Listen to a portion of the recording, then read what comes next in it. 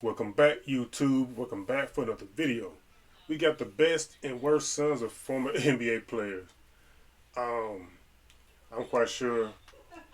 I know Derek Curry, his sons will be on here. Will be on here as one of the best sons. Of course, Steph Curry will be the best.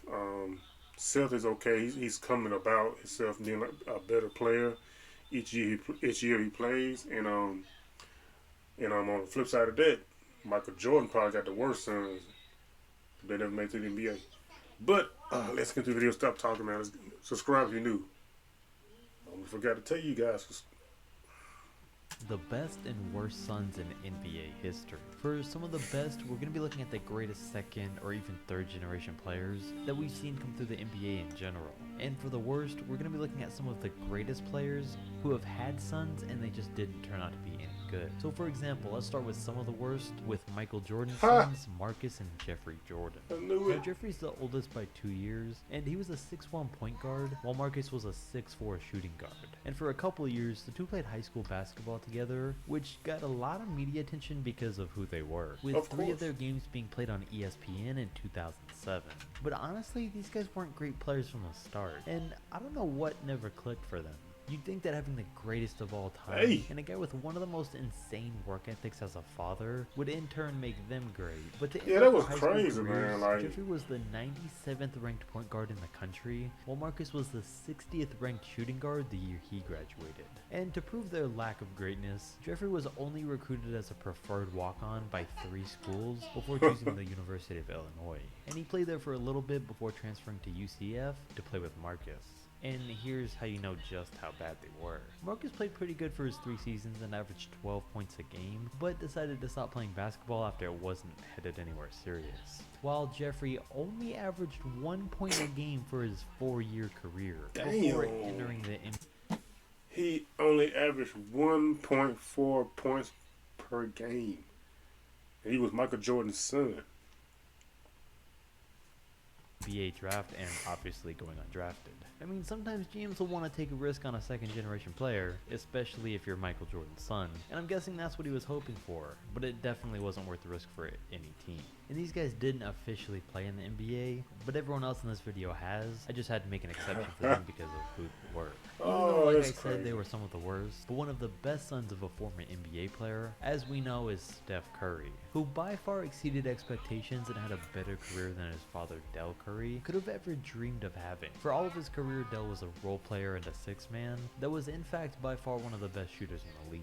And that's why Steph's as good as he is. One, because it's just in his DNA, and 2, because he's been attending NBA games and learning the form and the art of a shooter from a great NBA level shooter from as early on as he could pick up a basketball. And don't think that's the only reason Steph's as great as he is, because plenty of great shooters and NBA players have kids, but not everyone has what it takes to turn into an elite player like Steph Curry did.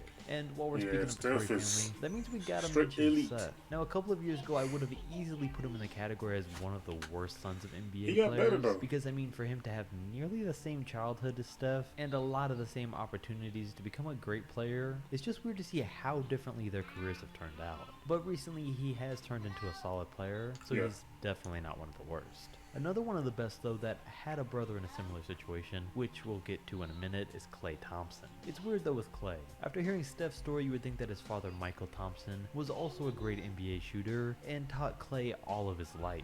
But if you didn't already know, Michael was actually a center that only shot 12 total threes for all of his career. But that actually helped Klay out just as much, because since his dad was 6'10", anytime they played pickup games, Klay would have to shoot jump shots to score on him. And that started from an early age.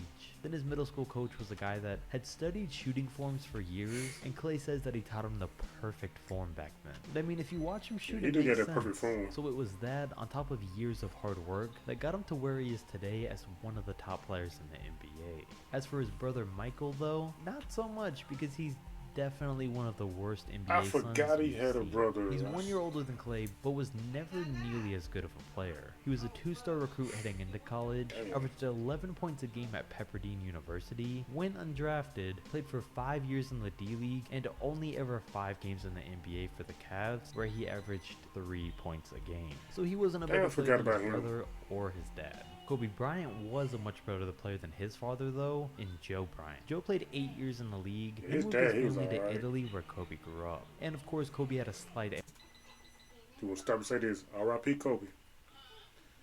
edge from his dad being a pro player, but as I mentioned with Steph, that only matters so much, and his legendary career came more from something inside of him and a mindset he was just born with. Some desire to be the best player he possibly could be. And I think it's safe to say that if he didn't have that legendary work ethic, he probably would have been a player that played at a similar level to his father. But since he did have it and he worked every single day, he really became one of the greatest basketball players He of watched all Michael time. Jordan. And speaking of greatest players of all time, John Stockton's son David Stockton definitely isn't that. Instead, he's one of the worst sons out there.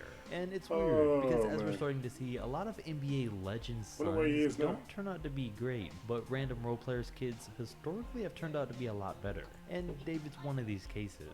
As we know, his father is one of the greatest point guards of all time, a great shooter, a great defender, and an even better passer that has a ton of his own all-time records.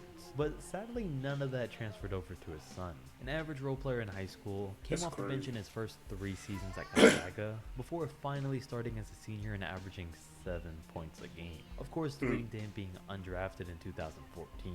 And ever since then, he's bounced around the D-League, overseas, and getting 10-day contracts with a few NBA teams. And he's gotten a good amount of them. Teams keep trying to bring him in, hoping he'll show some resemblance to his father one day, but they all end up just waving him within it's a over month. with for him. But for Devin Booker, it's a different story, because he's by far one of the best second-generation athletes that we've seen in the NBA. While his father, Melvin Booker, might actually be the worst father in this video, because while he was great in high school and college, he went undrafted. And played for only 2 seasons in the league, averaging 5 points a game. And Melvin was only 6'1", but Devin has grown to be 6'5", and a much better player than his father ever was. And this was the point I was getting at earlier. Back in the 90s, you would have guessed that Michael Jordan's kid would grow up to be one of the best scorers in the NBA today, or even Kareem's or one of Karl Malone's. That's crazy how Michael Jordan, one of the best players in the NBA ever, and then 2 sons was garbage.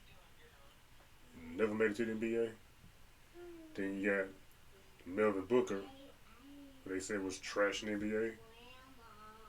And Devin Booker is like killing it in the NBA.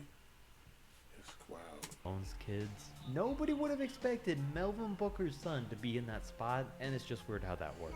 And to further prove this point, Gary Payton II is another prime example. Because as we know, his father is one of the better point guards of all time, and one of the better defenders we've ever seen. He had a great all-around game and 15 great seasons in the league. He's so when decent, but you would think he'd be better. And started playing high school and college basketball, you could only start to think that he was going to follow in his father's footsteps. But he wasn't a standout in college, so he went undrafted, and has since bounced between the G League and NBA rosters since 2016. Averaging 3 points and 1 assist a game while on NBA teams.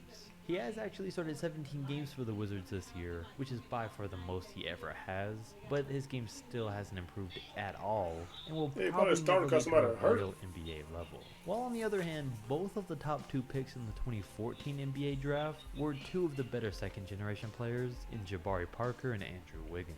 And both of their fathers, Mitchell Wiggins and Sonny Parker, had a short 6-year career. Boy, look at Sonny Parker. Ooh. Look at that.